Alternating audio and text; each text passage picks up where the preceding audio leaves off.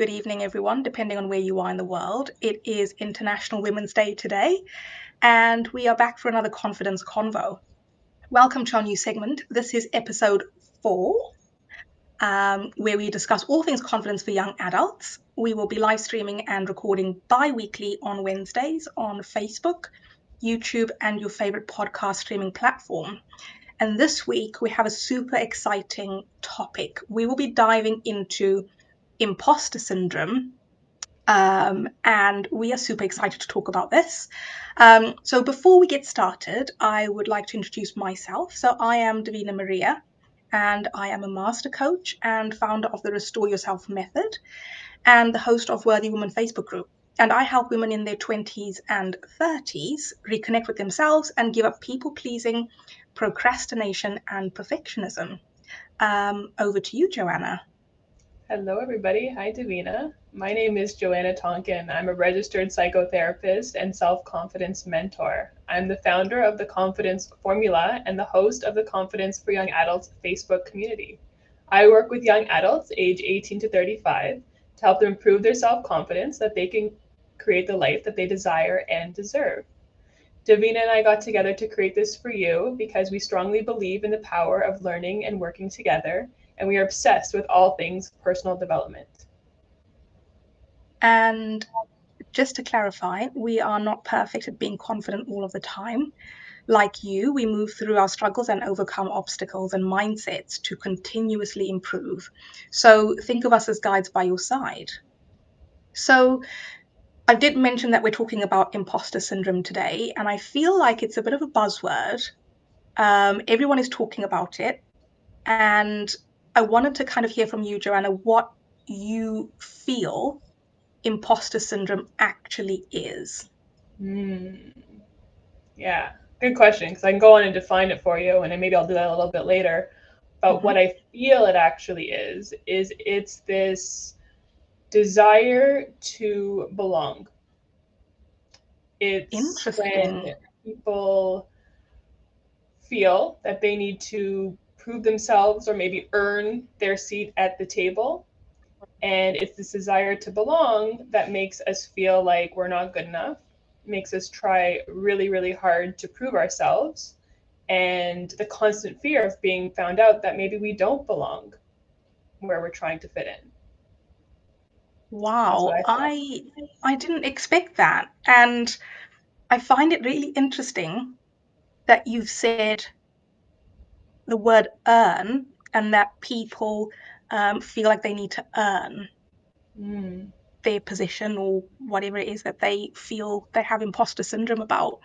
That is super, super interesting because, yeah, what does that mean? Does it mean that you need a qualification or you feel like you need some sort of a qualification to say, I deserve to be here? Yeah, and even people who have those qualifications, right? And the definition then of imposter syndrome is when a person doubts their abilities, achievements, or talents. So some people have the qualification, they've earned it, and they still feel that fear, that anxiety, that doubt of maybe they're going to find out that I'm not supposed to be here, being discovered as a fraud.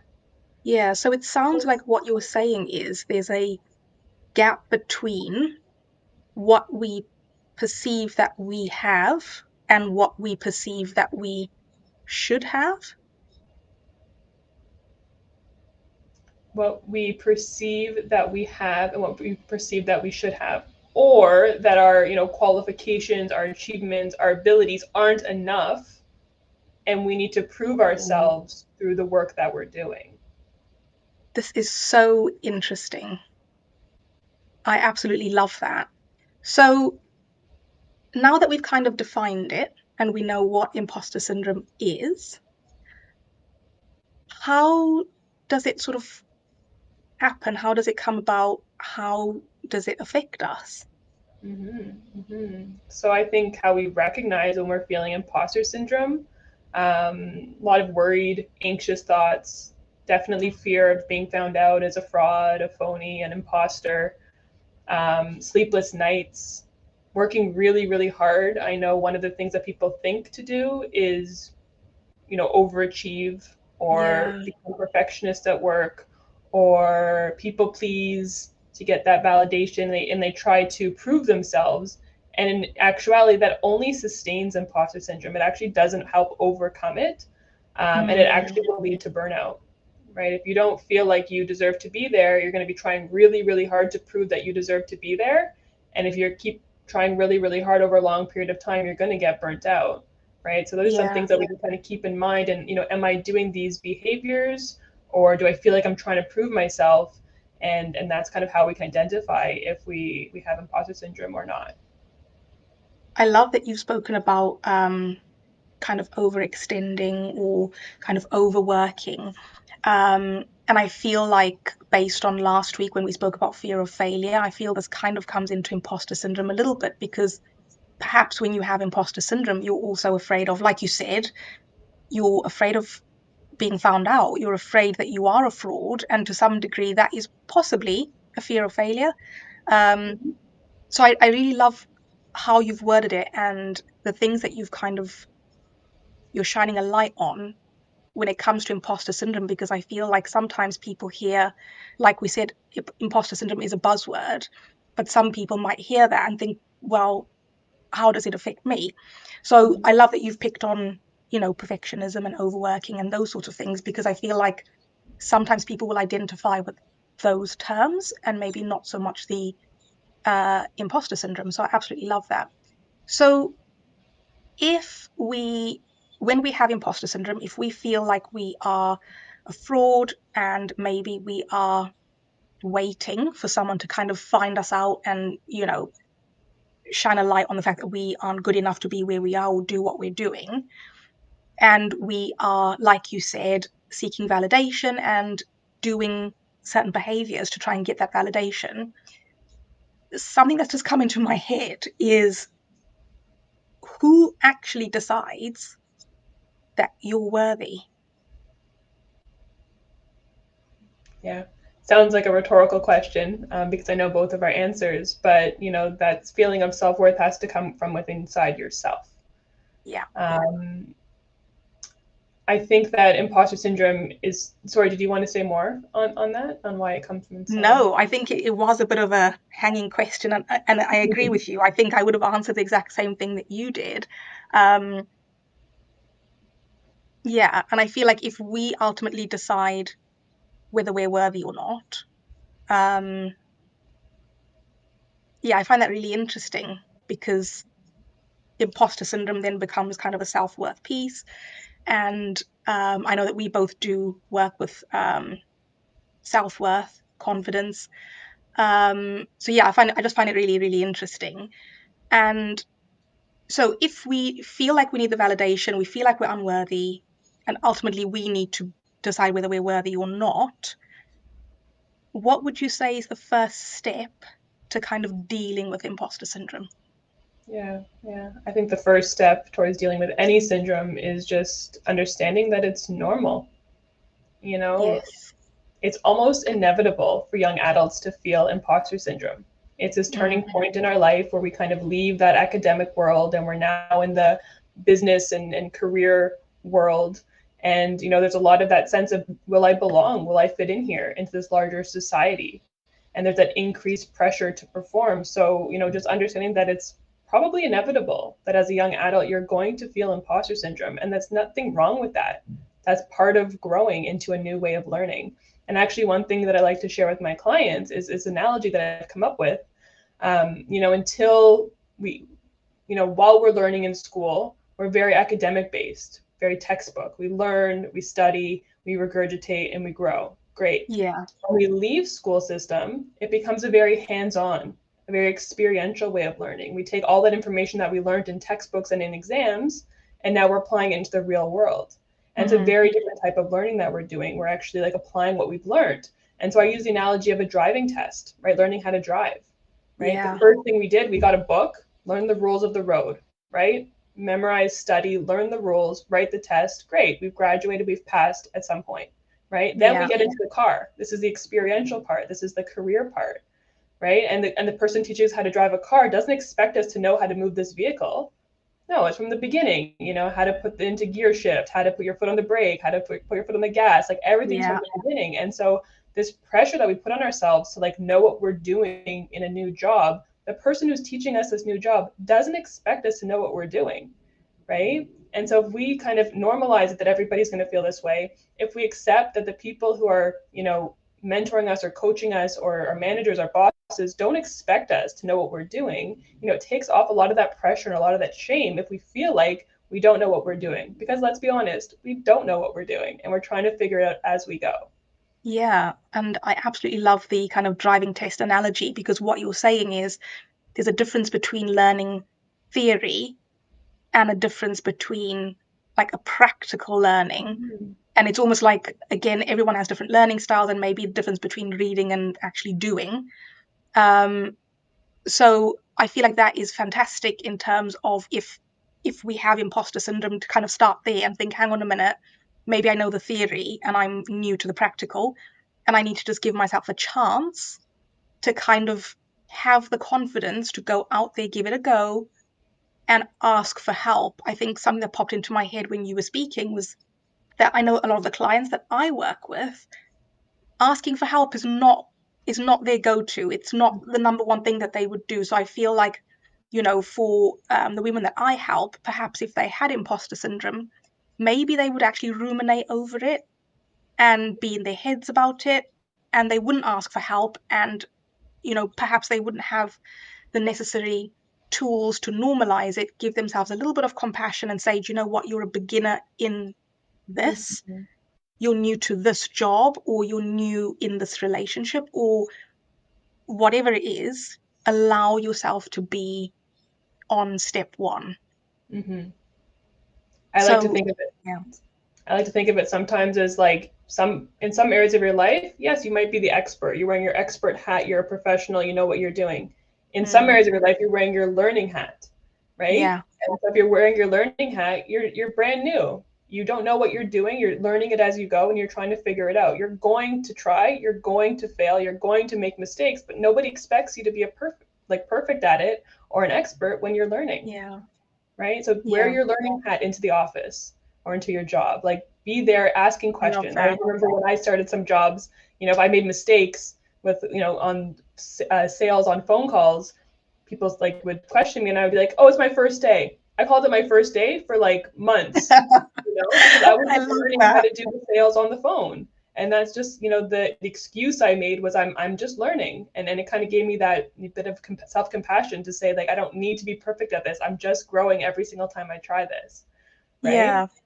Yeah. And I think something that's really key for me is that and I think you touched on this earlier, everyone goes through this at some point, and you don't know that the person next to you is 100% confident, and they might be going through imposter syndrome as well. So you might be in a new job, and maybe you have colleagues and you feel like your colleagues know everything because they've been there for however long, but Mm-hmm. ultimately everyone could be struggling with imposter syndrome in some way. Totally. And yeah, we're kind of all in the same boat sometimes. And I Yeah. think that also helps for me, um, to kind of normalize it, is that it kind of affects everyone. We might all be going through it in different parts of our lives. Mm-hmm. And yeah, it's sort of like you're not alone in it. Totally. And even like if you have a coworker that's at the same level as you, and then you or they get promoted, even being in the Mm, next role causes imposter syndrome again. So it's yeah, like even if you can feel comfortable in the role you're at, eventually you're going to move roles or positions, and then that feeling comes back again. So just saying, oh, this is that normal feeling that I'm supposed to feel as I'm taking steps forward in my career, and I can learn skills and tools, and we'll talk about that in a minute of how to kind of cope with that, because that's what it's all about, how to manage, how to live with the imposter syndrome that's going to be inevitable throughout your life, throughout your career. 100%. And I feel like, again, we've touched on kind of reference points in previous episodes, but I feel like something that might help as well is knowing that if you're new at something, you might not have a reference point for it. Mm. And I love how you've said, just it's normal to feel this way. It's okay to be sort of anxious or afraid or nervous, about whatever it is you're doing for the first time. And it's possibly because you don't have a reference point. You don't have something in your mind that's telling you, oh, I know how this works because I did it last time. And the last time I did it, this is what happened. And this is how I felt. And it's all fine and everything's going to be okay. But yeah, ultimately, everything will be okay. So you've touched on tools. I would love to hear more about the tools. Yeah, a couple of things I talk to my clients about. We've already spoken briefly about, normalize being a beginner. Everyone's going to be a beginner in a role the first time they do it. They're probably going to suck at it. They're probably going to ask lots of questions and be learning, and that's totally normal.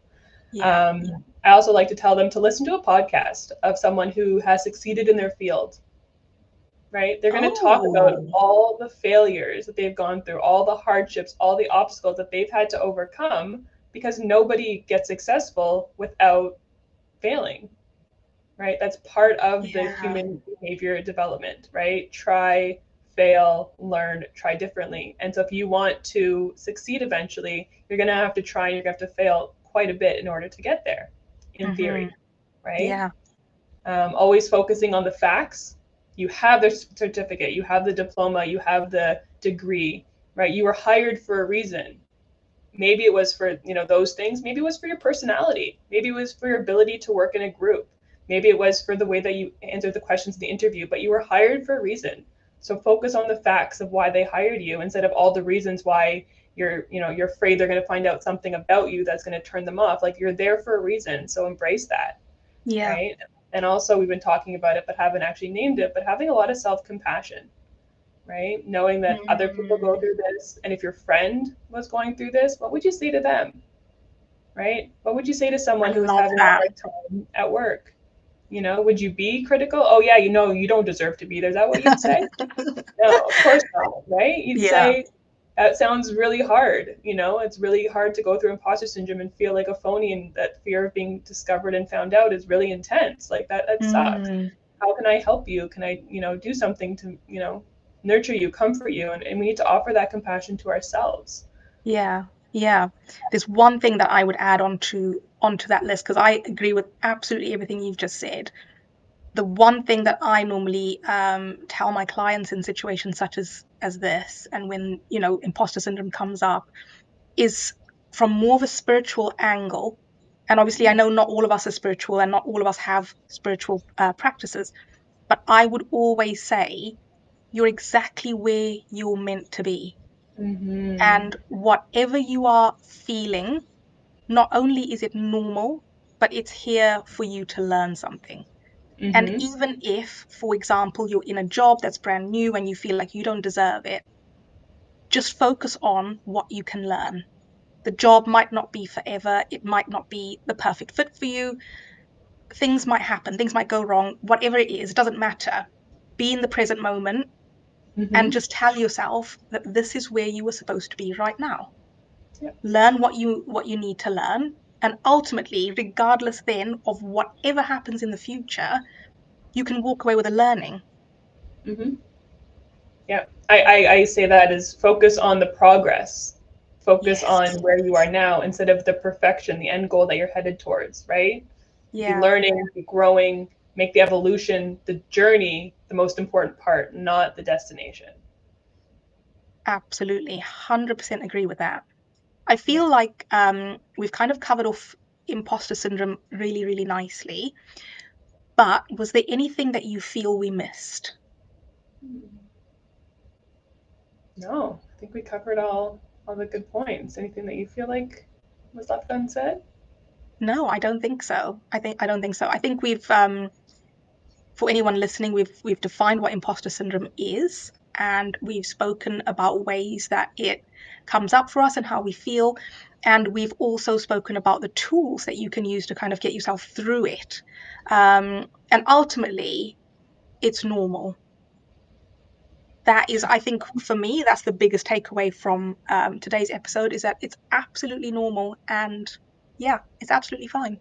Yeah. Another tool can be speaking to a friend. Like, ask any of your friends, have you ever felt like an imposter before? 99.9% of them, I'm sure, will say yes, because every single one of my clients and myself have felt like an imposter at some time in our life. Yeah. Right? So it's totally normal. 100%. I have absolutely loved talking about imposter syndrome today. And as always, Joanna, I love our confidence convos. So we're back again in 2 weeks' time, and I really look forward to that. So, for more information on who we are, what we do, and our love of all things confidence and self development, you can find or follow us from our social media information, which will be posted below in the comments. If you've liked what you've heard, please feel free to like, share, or subscribe. And yeah, it's time to say goodbye. And I hope everyone's had a lovely International Women's Day. And we will see you in 2 weeks' time. Take such good care. We'll see you soon. Bye.